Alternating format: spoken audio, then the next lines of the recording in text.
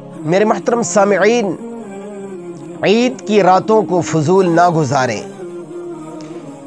ہمارا یہ ذہن بن چکا ہے کہ عید کی جو راتیں ہوتی ہیں، یعنی جنہیں ہم چاند رات کہتے ہیں، بس ان میں ہم نے شاپنگ کرنی ہے۔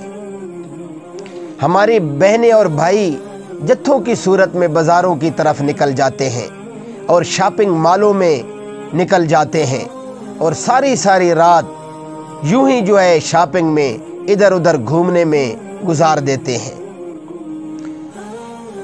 عبادت کی طرف توجہ ہی نہیں ہوتی، یہاں تک کہ صبح کی نماز بھی ہم سے قضا ہو جاتی ہے، فضول کاموں میں مصروف رہتے ہیں۔ میرے محترم سامعین، عید کی راتوں کی عبادت کے بارے بڑی فضیلتیں وارد ہوئی ہیں۔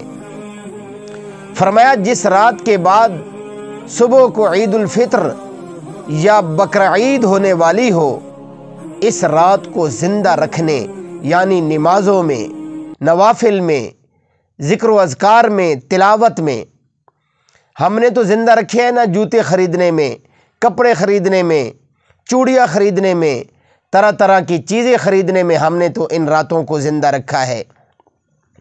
لیکن اللہ والے جو ہوتے ہیں وہ ان راتوں کو عبادات میں زندہ رکھتے ہیں۔ عبادات میں ہم دنیا کی شاپنگ کر رہے ہوتے ہیں، لیکن کچھ خوش نصیب میرے محترم سامعین آخرت کی اور جنت کی ان راتوں میں شاپنگ کر رہے ہوتے ہیں۔ انہیں دنیا کے کپڑوں کی پرواہ نہیں ہوتی، انہیں دنیا کے جوتوں کی پرواہ نہیں ہوتی، انہیں دنیا کی زیب و زینت کی پرواہ نہیں ہوتی، انہیں آخرت کی زیب و زینت کی پرواہ ہوتی ہے۔ اس لیے میرے محترم سامعین، یہ پیغام ضرور آپ سماعت فرما لیجئے اور اس پر عمل کر لیجئے۔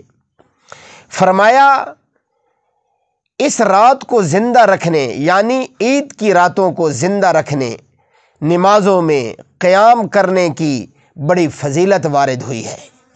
ان راتوں میں نمازیں پڑھنے کی، یعنی نوافل پڑھنے کی اور قیام کرنے کی، عبادات کا قیام، اپنے اللہ کے سامنے کھڑے ہونے کا قیام، اس کی بڑی فضیلت وارد ہوئی ہے۔ حضرت ابو امامہ رضی اللہ تعالیٰ عنہ سے مروی ہے کہ سرور دو عالم صلی اللہ علیہ وسلم نے پاک ارشاد فرمایا کہ جس نے دونوں عیدوں کی راتوں کو ثواب کا یقین رکھتے ہوئے زندہ رکھا، اس کا دل اس دن نہ مرے گا جس دن لوگوں کے دل مردہ ہوں گے، یعنی قیامت کے دن خوف گھبراہٹ سے محفوظ رہے گا۔ اللہ مجھے اور آپ کو ان مبارک راتوں کو عبادات میں زندہ رکھنے کی توفیق عطا فرمائے۔ وآخر دعوانا ان الحمد للہ رب العالمین۔